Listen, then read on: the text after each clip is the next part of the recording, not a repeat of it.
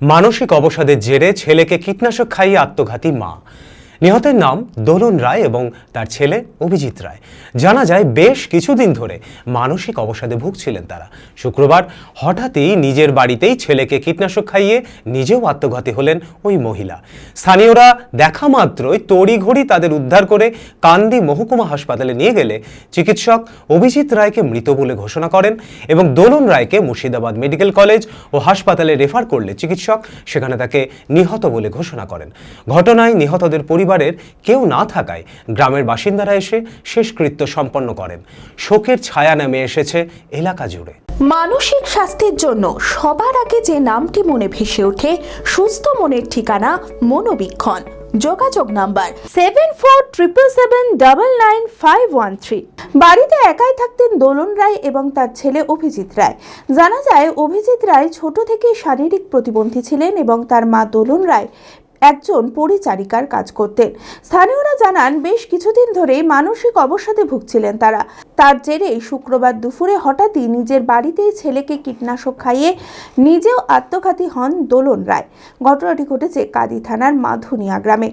স্থানীয়দের দেখা মাত্রই তড়িঘড়ি তাদের উদ্ধার করে কাঁদি মহকুমা হাসপাতালে নিয়ে গেলে চিকিৎসক অভিজিৎ রায়কে মৃত বলে ঘোষণা করেন এবং দোলন রায়কে মুর্শিদাবাদ মেডিকেল কলেজ ও হাসপাতালে রেফার করলে চিকিৎসক সেখানে তাকে নিহত বলে ঘোষণা করেন। ঘটনাটা সকালবেলায় শুনলাম ওর যে ছেলেটা অভিজিৎ রায়, যার নাম, ওর মায়ের নাম দোলন রায়। তো আমার পাড়া প্রতিবেশী ওরা সকালবেলা শুনলাম ওদের কিছু একটা পারিবারিক কোনো সমস্যা ছিল। হঠাৎ করে কিছুক্ষণ খবর আসে যে ওরা মা ছেলে দুজনেই চালিয়ে দেওয়া সেলফক্স ট্যাবলেট যেটা হয় সেটা খেয়েছে। তারপর উদ্ধার করে হসপিটাল নিয়ে এলো। হসপিটাল আমরাও এসে পৌঁছালাম। তারপর ওখান থেকে আমরা ডাক্তারগুলো বললো অবস্থা খুব খারাপ, বহরমপুর রেফার করলাম। এবার ছেলেটাকে আমি রাস্তায় নিয়ে গেলে ছেলেটা রাস্তাতেই মারা যায়। তারপরে এখন আমাদের কাছে আবার খবর এলো মা বহরমপুরে গিয়ে মাও মারা গেছে। ছেলেটা অ্যাকচুয়ালি কিছু করতো না, ও কথা বলতে পারতো না, ফিজিক্যালি হ্যান্ডিক্যাপ ছিল। তো মাই নির্ভরশীল, মাই দেখতো। বাবা নেই, দাদা নেই, ফ্যামিলি সেরকম কেউ নেই আর কি। একা পরিবার থাকতে ওদের তো কোনো শত্রু রাগ বা এরকম কিছু নেই, আর কিছু জানা যাচ্ছে না। সাধারণ ফ্যামিলি, খুব দরিদ্র ফ্যামিলি, লোকের বাড়িতে কাজ করে খায় না, তাদের কোনো ঝামেলা বা এরকম কিছু নেই। হঠাৎ এটা প্র্যাকটিক্যাল ঘটনা। আমরাও সবাই অবাক হয়ে যাচ্ছি যে এরকমভাবে একটা মানে ছেলেকেও বিষ খাই দিয়েছে। আমি যখন হসপিটালের কথা বললাম ছেলেটার সঙ্গে, তো বলছে দাদা মা খাই দিয়েছে। ও মানে ছেলেটা বললো মা খাইয়ে দিয়েছে, তারপরে হয়তো মা খেয়েছে, তাই তো? তারপরে মা খেয়েছে। এবার দুজনেই আমরা চেষ্টা করলাম এখান থেকে নিয়ে গিয়ে বহরমপুর যাওয়ার জন্য, কিন্তু রাস্তাতেই ছেলেকে হারালাম। আর মা বহরমপুরে গিয়ে মারা গেছে। আমরা যারা প্রতিবেশী আছি তারা সবাই মিলে সৎ কাজ করবো, পাশে থাকবো। নিহতদের ময়না তদন্তের পর গ্রামবাসীদের হাতে তুলে দেওয়া হবে বলে জানা গিয়েছে। ঘটনায় নিহতের পরিবারের কেউ না থাকায় গ্রামের বাসিন্দারা এসে শেষকৃত্য সম্পন্ন করে তাদের।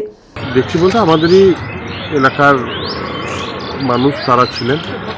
ছেলে একটু অ্যাবনর্মাল টাইপের ছিল।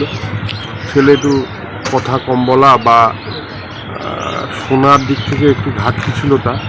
মা স্বাভাবিকই ছিল। জানি না হঠাৎ করে কি হয়েছে। গরিবের সংসার, অভাবের সংসার, একটু অভিমান ছিল।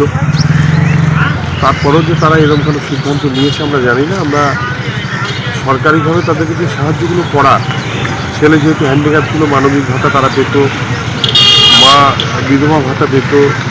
এই রিসেন্টলি ঘরেরও টাকা পেয়েছে তারা। নতুন করে ঘর মুখ্যমন্ত্রী মমতা ব্যানার্জি যে ঘর সকলের জন্য দিয়েছে, সেই ঘরেরও প্রাপক হিসেবে তারা টাকা পেয়েছে। এলাকাবাসী হিসাবে এবং প্রতিবেশী হিসেবে আমরা খুবই দুঃখিত এবং মর্মাহত। আমাদের যেহেতু গরিব মানুষ, আমরা এলাকার সমস্ত স্তরের সকল মানুষকে নিয়ে আলোচনা করছি যে কীভাবে তাদের সৎ কাজ এবং পরবর্তীকালের কর্মগুলো কীভাবে করা যায়। সকলের সাহায্য নিয়ে, সকলকে নিয়ে আমরা সেগুলো করার চেষ্টা করছি।